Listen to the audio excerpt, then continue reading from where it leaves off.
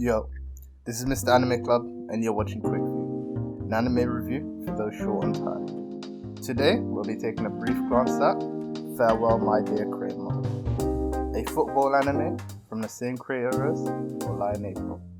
Now strap in and listen on. Don't worry, this one won't make you cry.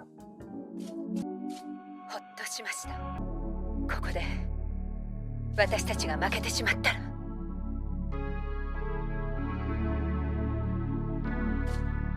今度こそ日本のサッカーが終わってしまう。Sayonara Watashi no Cramer, or Goodbye My Dear Cramer as it's known in English. The clip at the start of this video was the opening scene to the anime, immediately driving home one of the messages of the show. Focus on female football and its future. Football, not soccer. What the hell is a soccer anime? Well, at least you'll get the message by the end of this video, even if Japan and America never will. Now that we're done introducing it, let's get straight on with the review. The plot becomes immediately obvious in the first episode. Focus on different girls with a love for football. Episode 1 putting primary attention on Nozomi Honda and Sumire Suwa, giving us snapshots of their experiences and thoughts while they transition from middle school to high school football. The running and central themes seem to revolve around the future of women's football, and by proxy girls football, as well as the feelings that revolve around no longer playing alone. Is there enough there for them to make the hard work they put in during high school worth it? The Watashi Girls High School Football Club goes through a number of problems as they try to prove their own worth. At a first glance, it does seem like the characterization was pulled from a bin literally titled stock anime characters. We've got an Ojo-sama, we've got a Kudere, but this is thrown out the window with certain characters, showing sinkholes underneath puddles. If you didn't catch it, that means depth. Prime example of this is one of the main characters, Nozomi Honda, who openly looks down on girls football and considers it a waste of her time until a middle school coach convinces her to go into a high school girls football team. Her own characterization acts as a window into the current state of women's football, as she seems to be unaware of female football players such as her own high school coach, who is a football legend, while comparing other players to Roberto Carlos and Lionel Messi. In counter to this, you've got Sumire Suwa, who comes off as a kudere and almost seems stock character, quite to the point that even when her other team members blamed her for their loss, she herself did not reply. She's the number one example of another thing, the example of playing alone. She's far better than the rest of her middle school club, but is exceptionally empathetic. She joins the Watabis after seeing a play on that team, similar to herself, being left behind by the rest of her teammates. Finally, you have Midori Soshizaki, one of the top 3 players in the country her age, and seems to be the catalyst who brought all these characters together.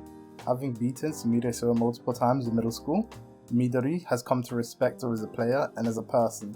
She opts to join whichever high school Sumire Suwa joins.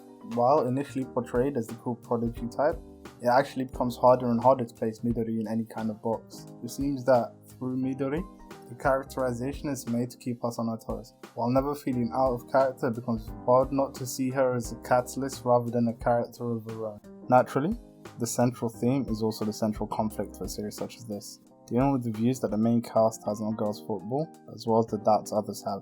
The narrative is driven forward through this, with the main cast sorting out the eternal issue through the medium of the game, and then with a number of small contained arcs that deal with the issues outside of the pitch. It managed to deliver the impact, even if at times the viewers felt wishing they would get back to football directly, rather than playing around the subject. It's moments like these that create the most development for the supporting cast, and it does feel as if the payoff becomes worth it, even if at the time you do want to shoot yourself. The relationship between characters is without a doubt the second part of this anime, treating football as the medium and the plays as the language, something that has become a staple of this genre of anime, with one of the primary themes being that they're no longer playing alone, especially for the 2 central characters of the series. The story begins to drive that home, with certain actions being given particular attention to and mirrored, showing that there is an opening up of trust and the building points of friendship. It feels as if the camaraderie they developed is well and truly earned, even if it would otherwise feel a little too fast in another anime. The art style immediately brings to mind a flick of recognition upon looking at it, and it's no wonder as it rightly matches another show that's wormed its way into the anime community zeitgeist. That's right, as mentioned in the opening, it is without a doubt the same mangaka as July in April. The studio has definitely put an effort into translating that style into anime form. While it doesn't share the shame polished look of July, it certainly has a strong charm of its own. The movements are fluid. Even if football anime have struggled with it in the past, the players dribbling and using flair might seem jarring at some points, absolutely beautiful at other points. All in all, while it doesn't look to have had a substantially large budget, you can tell there was some care put to it. At the end of the day, not every studio is going to be Kyoto Animation. Now let's begin to wrap this up, yeah? This anime builds excitement from the word go. It seems that the early episodes might be lacking in the ability to stay in hype. While sports anime are hit and miss for a lot of people, other sports anime such as Haikyuu and Kuroko have certainly broken into being very popular. Unlike those two, this seems to have missed the immediate pull the other two held. Still, when it finally did manage to hit its stride and hit a single moment, for me, it ended up hitting a spot neither of those two had marked. 今なら取れる。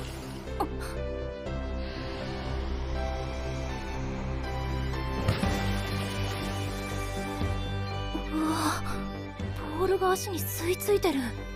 足の裏も使ってた。フットサル出身なのかな。体幹がしっかりしている。ターンが綺麗。あなた誰？伊藤春菜ちゃん15歳。天才と呼ばれるこの少女はこの時緑のビブスを着た無名の選手に心を奪われた。 Yeah, me too. So, if you didn't get the message already, I highly recommend watching the anime. Only 13 episodes, and a great deal that I didn't have the time to dive into in the short form review. It's only the first season. Wait, what are you still doing here? Go watch it. Actually, wait. Like and subscribe first. Also comment down below if you want a depth review episode of Sayonara Watashi no Cramer. Okay, now you're free. Go fuck off and watch it.